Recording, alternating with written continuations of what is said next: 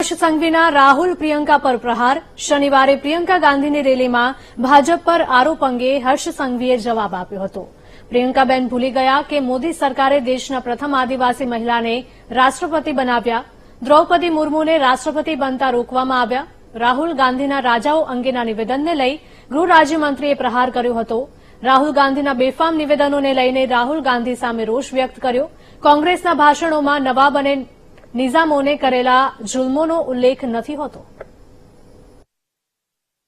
જે પ્રકારે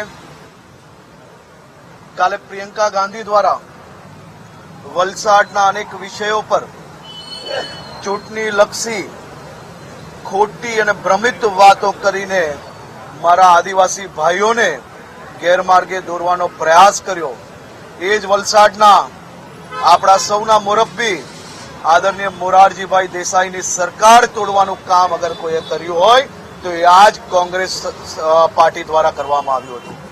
કોંગ્રેસને મારા ભોળા ભાલા આ આદિવાસી સમાજના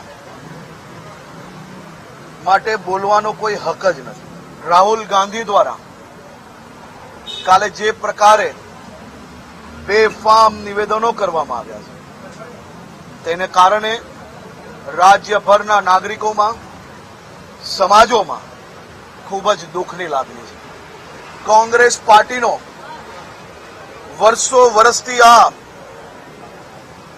વ્યવહાર રહ્યો છે કે એમના ભાષણોમાં ક્યારેય તમે કોઈએ રાજ્યના કોઈ બી સમાજના નાગરિકોએ એમના ભાષણમાં નવાબ કે નિઝામ દ્વારા જે દેશભરમાં અત્યાચારો ગુજારવામાં આવ્યા હતા તે બાબતે એક શબ્દ બી નહીં સાંભળ્યો હશે।